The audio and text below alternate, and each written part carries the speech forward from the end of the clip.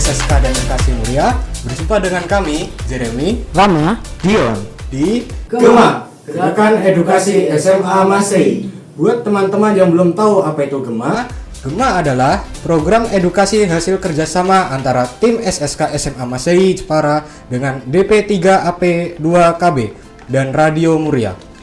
Di program GEMA ini, kita akan belajar banyak hal menarik tentang isu kependudukan, supaya semakin banyak kita tahu, semakin kita berilmu. Nah, kali ini kita akan membahas dan belajar bersama sebuah topik yang menarik, yaitu tentang bahaya pernikahan dini pada remaja. Teman-teman tahu nggak sih apa itu pernikahan dini? Nggak tahu nih, jadi apa itu? Kalau belum tahu, sini aku kasih tahu. Pernikahan dini adalah pernikahan yang dilakukan oleh pasangan yang belum mencapai usia minimal yang ditetapkan oleh undang-undang. Di Indonesia, batas usia minimal menikah adalah 19 tahun untuk laki-laki dan perempuan berdasarkan Undang-Undang Nomor 16 Tahun 2019 tentang perkawinan. Secara umum, pernikahan dini terjadi ketika salah satu atau kedua mempelai belum siap secara fisik, mental, dan emosional untuk mengemban tanggung jawab rumah tangga. Pernikahan dini bukan hanya menimbulkan masalah kesehatan, tetapi juga meningkatkan risiko terjadinya kekerasan dalam rumah tangga. Oh, jadi begitu ya Rama? BTW nih Rama, kamu mau nggak sih nikah muda? Mau? Hah? Emang kamu tahu batas usia nikah muda? Belum. Kalau nggak tahu, sini aku kasih tahu batas usia menikah. Jangan mau aja loh. Di Indonesia, terdapat batas usia minimal menikah diatur dalam undang-undang. Sesuai dengan aturan perundangan nomor 1 tahun 1974 yang membahas tentang perkawinan. Negara mengizinkan perkawinan pada pria berumur 19 tahun dan wanita 16 tahun. Jika kurang dari batas usia tersebut, maka pasangan tersebut bisa melakukan pernikahan dini. Namun pada 2019 lalu, terdapat perubahan pada peraturan perundangan tersebut. Hasil perubahan menyebutkan batas minimal usia menikah adalah 19 tahun, baik untuk pria maupun wanita. Sayangnya, masih banyak yang tidak memenuhi aturan yang diberlakukan oleh negara tersebut dan memasifkan pernikahan dini. Berdasarkan data tahun 2020 dari Direktorat Jenderal Badan Peradilan Agama menyebutkan ada sebanyak 34.000 permohonan mendapatkan dispensasi perkawinan. Dari jumlah tersebut, sebanyak 97% mendapat persetujuan dan 60% pihak permohonan adalah anak-anak berusia kurang dari 18 tahun. Oh gitu. Tapi emang faktor apa sih yang menyebabkan terjadinya pernikahan dini? Hah? Kamu nggak tahu juga? Kebangetan banget sih kamu. Nih, aku kasih tahu. Dengerin baik-baik ya. Apa yang dimaksud dengan pernikahan usia dini? Mudahnya pernikahan dini adalah pernikahan yang berlangsung pada pasangan yang masih belum memasuki batas usia menikah, yaitu 19 tahun. Sebenarnya, ada banyak hal yang membuat pasangan akhirnya melakukan pernikahan dini, baik dari keluarga maupun lingkungan luar. Berikut beberapa di antaranya. Yang pertama, kondisi ekonomi. Umumnya, ini terjadi pada pihak wanita yang keluarganya tidak memiliki kondisi ekonomi yang baik. Jadi, orang tua memutuskan untuk menikahkan anak perempuan mereka dengan pria yang biasanya lebih mapan. Tujuannya tidak hanya mengurangi beban finansial, tetapi juga harapan agar sang anak mendapat hidup yang lebih baik. Yang kedua, pendidikan. Alasan lain dari pernikahan dini adalah sosialisasi yang kurang pada orang tua yang hidup di pedesaan, terutama jika anak-anak mereka tidak mendapatkan akses yang layak untuk menempuh pendidikan wajib 12 tahun.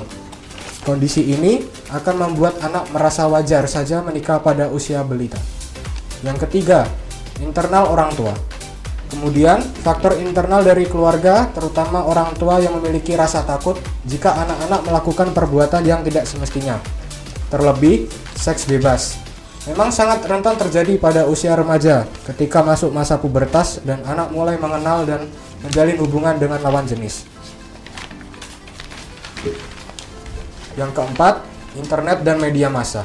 Era internet yang serba canggih dan modern seperti sekarang ini membuat semua orang menjadi sangat mudah dalam mengakses informasi dan konten dalam bentuk apapun, mulai dari foto, video, hingga suara alias podcast.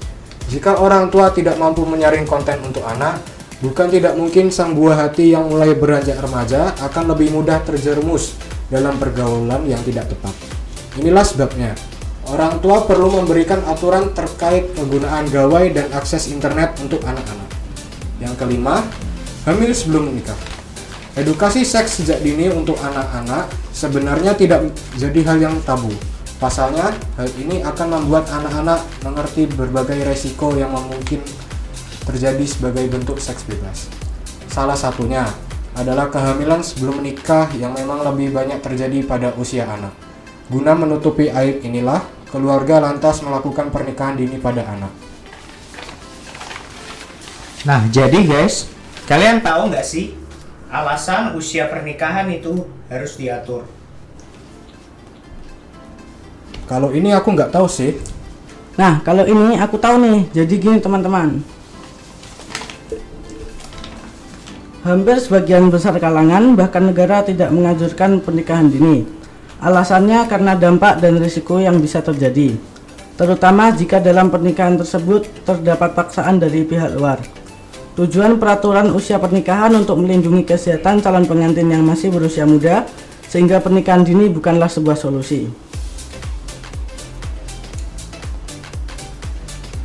Jadi teman-teman, aku ada satu pembahasan yang menarik nih tentang studi terkait pernikahan dini. Jadi begini teman-teman. Mengutip dari studi yang dipublikasi dalam BMJ Jurnal Penelitian menunjukkan bahwa pernikahan anak perempuan lebih sering terjadi di daerah pedesaan dan miskin yang memiliki akses terbatas ke layanan kesehatan. Konflik dan ketidakstabilan di suatu wilayah juga memperburuk situasi ini. Namun, faktor utama yang meningkatkan resiko pernikahan anak perempuan adalah ketidaksetaraan gender.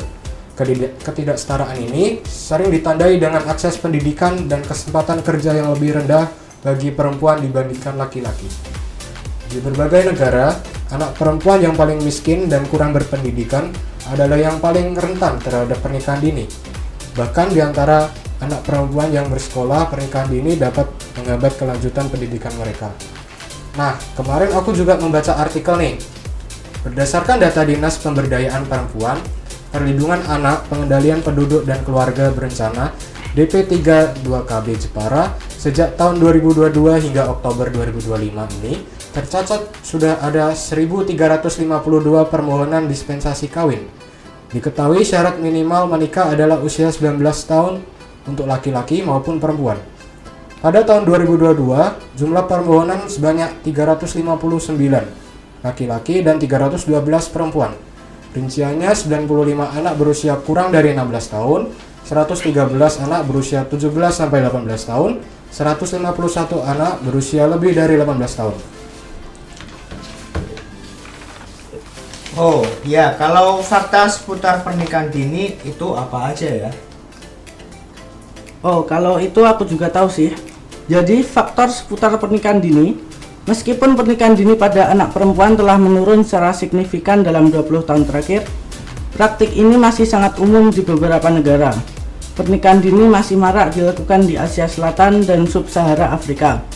Bahkan tercatat hingga 50-70% anak perempuan sudah menikah sebelum usianya menginjak 18 tahun.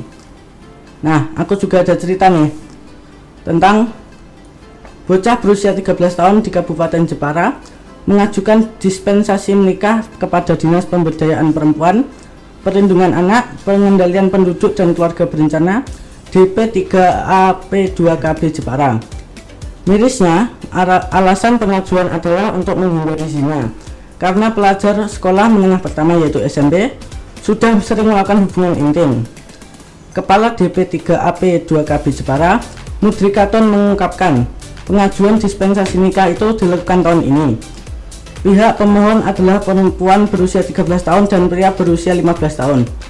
Saat mengajukan, pihak perempuan tidak hamil, tapi karena memang sudah sering melakukan hubungan badan, sehingga untuk menghindari zina, orang tua mereka mengajukan dispensasi kawin. Jelas Mudrikaton saat ditemui di kantornya pada Kamis tanggal 23 pada bulan 10 di tahun 2025. Oh iya, kalau dampak negatifnya itu apa aja ya? Nah, kamu belum tahu nih dampak negatifnya. Belum sih. Ngomong-ngomong Mak, kamu masih mau gak mau nikah muda? Masih sih. Nah, kalau masih tapi belum tahu dampak negatifnya, sini biar aku kasih tahu. Nah, menurut data UNICEF pada Juli tahun 2023, sekitar 1 dari 5 anak perempuan menikah pada masa kanak-kanak di seluruh dunia. Pernikahan dini seringkali merupakan akibat dari ketidaksetaraan gender yang sudah mengakar. Alhasil, anak perempuan terkena dampak yang tidak proporsional dari praktik ini. Pernikahan dini artinya pasangan melangsungkan pernikahan pada usia yang belum masuk dalam kategori mampu membina hubungan rumah tangga. Pernikahan dini bisa memicu banyak efek, baik dalam sisi fisik maupun psikologis. Berikut beberapa hal di antaranya. Yang pertama, adanya masalah kesehatan mental. Studi menyebutkan, suami istri yang menikah ketika usianya belum 18 tahun beresiko mengidap masalah kesehatan mental hingga 41%. Ini termasuk gangguan kecemasan, depresi, trauma, psikologis seperti PTSD, dan gangguan disosiatif, misalnya kepribadian ganda. Selain itu, Organisasi Dana Anak Perserikatan Bangsa UNICEF juga menyebutkan remaja sebenarnya belum memiliki kemampuan untuk mengendalikan emosi dan mengambil keputusan dengan bijak karena mereka masih membutuhkan arahan dari orang tua. Karena kurangnya arahan, saat konflik rumah tangga terjadi, pasangan kerap kali mengutamakan kekerasan sebagai solusi untuk menyelesaikan masalah tersebut. Hal inilah yang selanjutnya menjadi pemicu munculnya berbagai macam masalah kesehatan mental. Tidak hanya itu, masalah kesehatan mental juga muncul karena wanita yang mengalami keguguran. Hal ini disebabkan karena tubuh yang masih belum optimal untuk hamil dan melahirkan pada usia belia, sehingga keguguran pun sangat rentan terjadi. Yang kedua, pernikahan dini picu tekanan sosial. Tak sedikit masyarakat Indonesia yang hidup pada lingkungan yang terbilang komunal, yang berarti kerabat, keluarga, tetangga, dan masyarakat sekitar, bisa membawa beban tertentu untuk pasangan suami istri yang masih remaja atau belum cukup umur untuk menikah. Contoh sederhana adalah adanya efek tekanan sosial pada pernikahan dini yang mengharuskan suami untuk bertanggung jawab, sementara kepala keluarga dan harus mencari nafkah untuk menghidupi keluarganya. Sementara itu, istri pun juga memiliki beban dan tanggung jawab terhadap semua urusan rumah tangga, termasuk mendidik anak. Padahal, jika kamu perhatikan pada sisi psikologis, pasangan yang menikah pada usia sangat muda belum siap sepenuhnya untuk mengemban tanggung jawab itu. Yang ketiga, terisolasi secara sosial. Perempuan yang menikah dini seringkali mengalami isolasi sosial. Mereka terbatas dalam berinteraksi dengan teman sebaya dan terlibat dalam kegiatan sosial lainnya. Kondisi ini dapat menyebabkan pasangan kesepian, depresi, dan kesulitan dalam membangun hubungan sosial yang sehat. Ini karena kehidupan telah berubah secara drastis dibandingkan dengan teman-teman mereka yang masih mengejar dunia pendidikan atau pengalaman lainnya. Yang keempat, adanya mengalami kecanduan. Dampak lainnya adalah pasangan yang mengalami kecanduan, entah itu merokok, menggunakan narkoba, mengonsumsi minuman beralkohol, hingga judi. Alasannya pun sangat sederhana, yaitu mengurangi stres dan beban pikiran yang memang seharusnya belum menjadi tanggungan mereka. Selain itu, remaja memang masih belum mengetahui dengan baik bagaimana cara yang tepat dan sehat untuk mencari solusi atau mengekspresikan emosi mereka ketika sedang mengalami stres akibat permasalahan rumah tangga. Nah, yang kelima, adanya peningkatan risiko infeksi menular seksual. Aktivitas seksual, termasuk berhubungan intim, yang berlangsung pada pasangan yang masih belum berusia 18 tahun, akan lebih tinggi resikonya untuk mengalami berbagai masalah infeksi menular seksual. Ini termasuk dari HIV atau sifilis. Kamu bisa membaca apa saja jenis infeksi menular seksual dari artikel Ketahui jenis-jenis penyakit seksual lainnya. Tentu, hal tersebut terjadi bukan tanpa alasan. Pasangan yang melakukan pernikahan dini umumnya minim mendapatkan edukasi seks yang aman. Selain itu, sosialisasi pada orang tua dan masyarakat untuk menggunakan alat kontrasepsi ketika berhubungan intim ini juga masih sangat rendah. Yang keenam, pernikahan dini beresiko menjadi KDRT. Studi menyebutkan wanita yang melakukan pernikahan dini memiliki resiko mengalami kekerasan dalam rumah tangga yang lebih tinggi. Sebab usia yang masih sangat belia untuk membina hubungan rumah tangga kerap kali membuat pasangan masih belum dapat berpikir secara logis dan dewasa. Selain itu, keadaan emosi anak yang belum stabil membuat mereka sangat mudah terbawa emosi, ego, dan amarahnya. Akhirnya, masalah yang muncul bukan mendapat solusi dan penyelesaian melalui diskusi dan komunikasi, melainkan lebih sering menggunakan kekerasan. Risiko pihak wanita dalam mengalami kekerasan seksual pada hubungan rumah tangga juga sama tingginya saat melakukan pernikahan dini, terutama untuk pasangan yang tinggal jauh dari orang tua dan jarak usia yang terpaut jauh. Yang ketujuh, adanya resiko tingkat ekonomi yang rendah. Selain kesehatan, melakukan pernikahan dini juga disebut dapat mengambil paksa masa remaja wanita.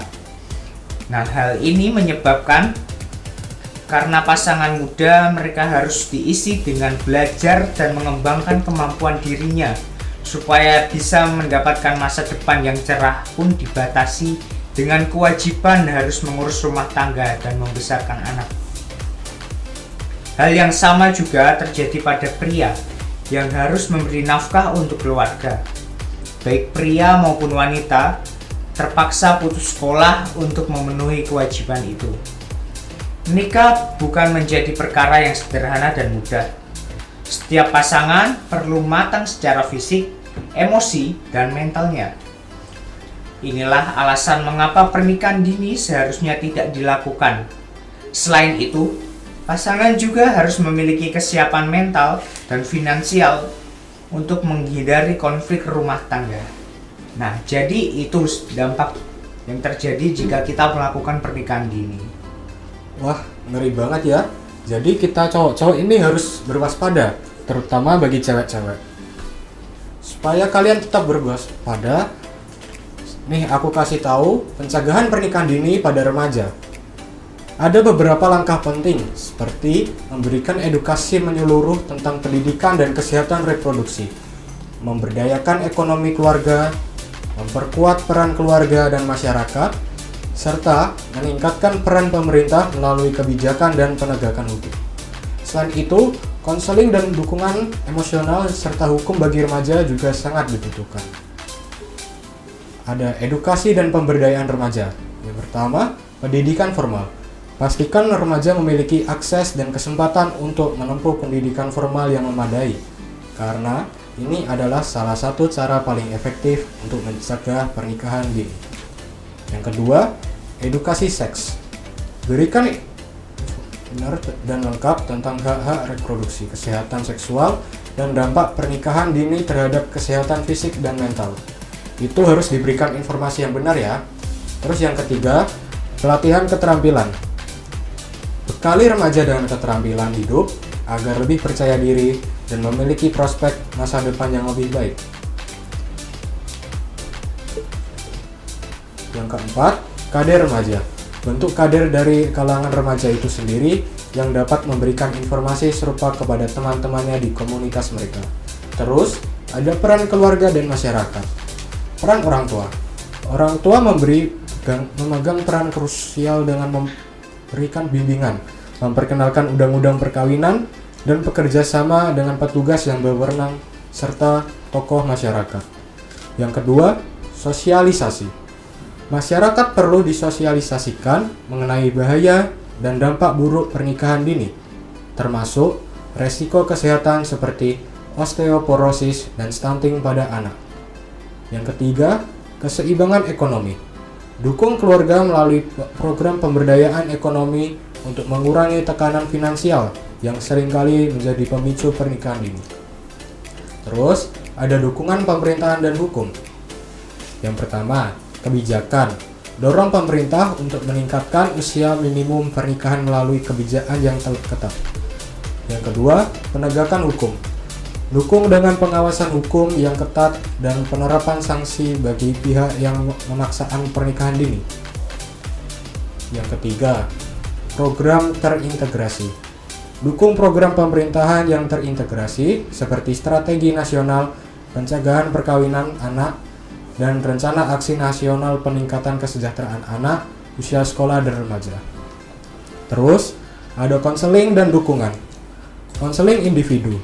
Berikan konseling dan dukungan emosional kepada remaja untuk membentuk mereka, mengatasi masalah, dan membangun ketahanan diri. Dan yang terakhir, layanan perlindungan anak.